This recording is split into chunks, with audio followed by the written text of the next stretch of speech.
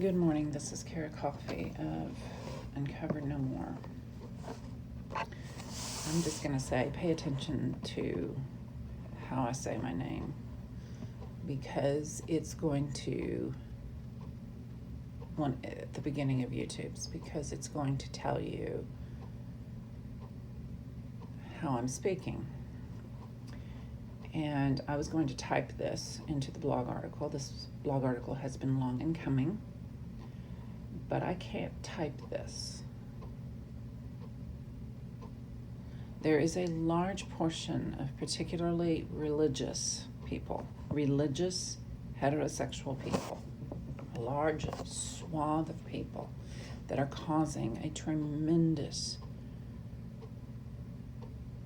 void of hell because of expectations about what is actually love. I have said it many ways across the years that there is much more to love than couple love, and I'm going to broaden that to father, mother, sibling, or family DNA love. There's more to love than friend love, good friend love. Letting go and choosing a positive outlook upon the past are skills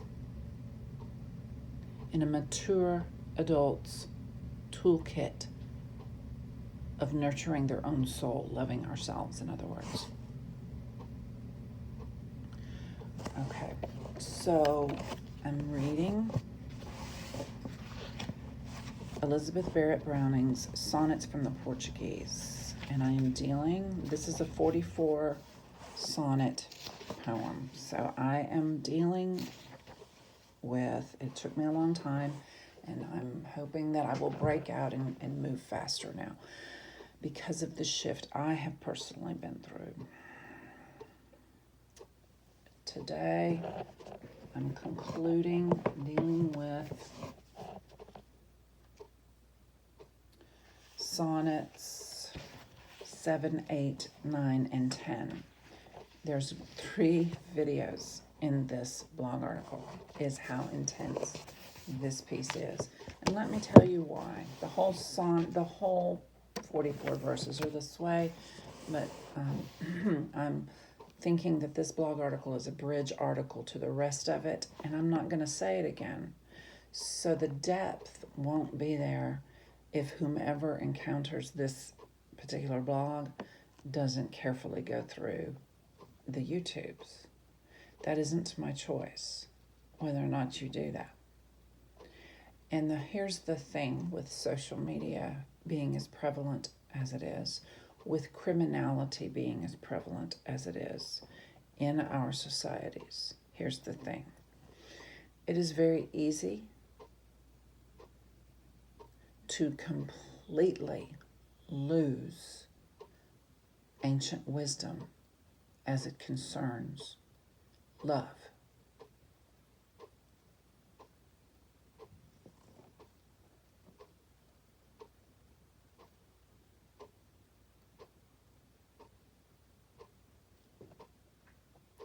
It's like this. I'm hearing my little clock tick.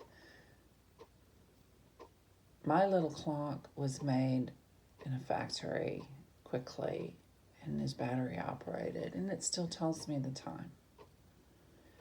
I purchased 2 of them. One is in my office and one is here for one reason. I'm disconnecting from devices as much as I can without putting an expectation on myself that I did something wrong in the past. That's another skill you have to learn if your life was controlled by religion for as long as mine was. And there are people who would have rather kept the control than focus on loving and appreciating that love given to them and that they have given. The give and receive of our own perception of love from other people and ourselves. Part of the reason that is there is that issue is there is so complex.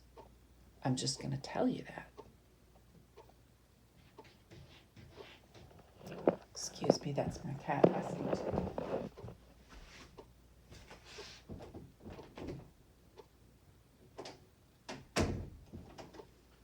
Tadashi heard me speaking and came in. I was checking things out. So, I have hair-lipped the entirety of the Western world in history so many times as just one person who feels like a stupid-ass idiot most of the time, that I'm just going to put that there, that huge complexity thing. Simplify it and talk in the modern day. I am always amazed at people who will tell me that they've been divorced, but that they still consider the partner from that time somebody that was a lovely journey with them, and any children or stepchildren, etc. I am amazed at the resiliency of homosexual couples and their ability to decide to, say, adopt and things like that, to love in the society, and they don't make their relationship just about them. I have wept for the control mechanisms in my mother's life that controlled my father, and so I lost both relationships because of my mother's shame and hiddenness issues and deep, deep phobias. I have people in my life who do not admit their phobias, and so I have to live with them not realizing how limited they are in love messages, but still moving on with those who choose an more open-minded, liberal idea with boundaries of faithfulness. I want to talk for just a moment about sexual partying.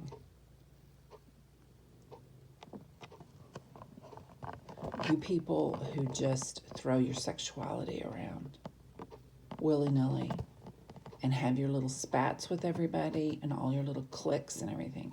You're a cheap society. Go away or listen to me and go into repentance. It's one or the other. You're trashing our society. I don't hate on you. You hate us. And then you add that to the people who decided long ago, well before this point in history, to control women, and most girls and many of their children, because we're the ones that birthed these people who may decide to be trashy lovers, causing issues, or may decide to slow down like a clockmaker. So that concludes that little storytelling. Think about the village clockmaker eons ago, and the fact that I can pick up a serviceable timepiece for a little bit, 2 of them actually, at Walmart. I appreciate both places, but the balance in my quiet life must go more to the village clockmaker's idealism. They don't have any. What they produced was so high quality, it's amazing. The shoemakers. We don't have that in our society anymore, unless we're rich, as in money. And that's the thing about what I'm doing today. I drew Fehu, which is cattle and wealth. And many of us who are on the immortal spectrum and know it, right now in America, we are, small a, we're having to deal with the whole concept of just because you're wealthy doesn't mean you know anything about relationships, about what a good government is going to look like. You don't know anything. And the longer it goes with the political wrangling, the stupider these people become. They're right in their own eyes. A lot of them are also criminals who do not want to be brought to justice, and it